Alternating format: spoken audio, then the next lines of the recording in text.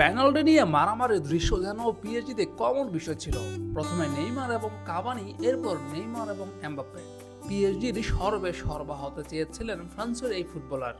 রাজত্ব চেয়েছিলেন মাঠ থেকে ড্রেসিং রুম, সব জায়গাতে। পিএসজি তাকে সবকিছুই দিয়েছিল। তারপরও পিএসজি ড্রেসিং রুম ছিল বিতর্কে ভরপুর, যার কেন্দ্রবিন্দুতে ছিলেন কিলিয়ান এমবাপ্পে।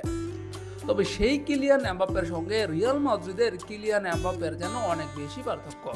এখানে বিতর্ককে যেন পাশেই ঘেঁষতে দিচ্ছেন না এমবাপ্পে।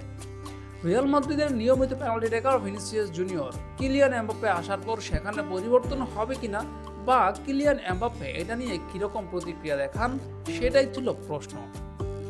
সেই উত্তর পাওয়া গিয়েছিল আগেই। ভিনিসিয়াস রিয়ালের প্রধান পেনাল্টি টেকার, তবে কিলিয়ান এমবাপ্পের যে প্রতিক্রিয়া সেটা এতদিন পাওয়া যায়নি। অবশেষে সেটাও পাওয়া গেল রিয়াল সোসিয়েদাদের বিপক্ষে ম্যাচের পর। এই ম্যাচে রিয়াল মাদ্রিদ দুইটা পেনাল্টি পেয়েছিল। প্রথমটা নিয়েছিল ভিনিসিয়াস, দ্বিতীয়টা নিয়েছিল কিলিয়ান এমবাপ্পে। ম্যাচের পর এমবাপ্পেকে পেনাল্টি নিয়ে প্রশ্ন করা হলে তিনি বলেন, কে পেনাল্টি নেবে সেটা গুরুত্বপূর্ণ নয়, গুরুত্বপূর্ণ হচ্ছে আমরা গোলের মধ্যেই আছি। পেনাল্টি টেকার কে মাদ্রিদের, সেটা নিয়ে প্রশ্ন করা হয়েছিল কার্লো আনচেলত্তির কাছে। আনচেলত্তি বলেছেন, প্রথম পেনাল্টি নিয়েছিল ভিনিসিয়াস জুনিয়র, দ্বিতীয় পেনাল্টির আগে তারা সিদ্ধান্ত নিয়েছে কিলিয়ান এমবাপ্পেকে দেওয়ার।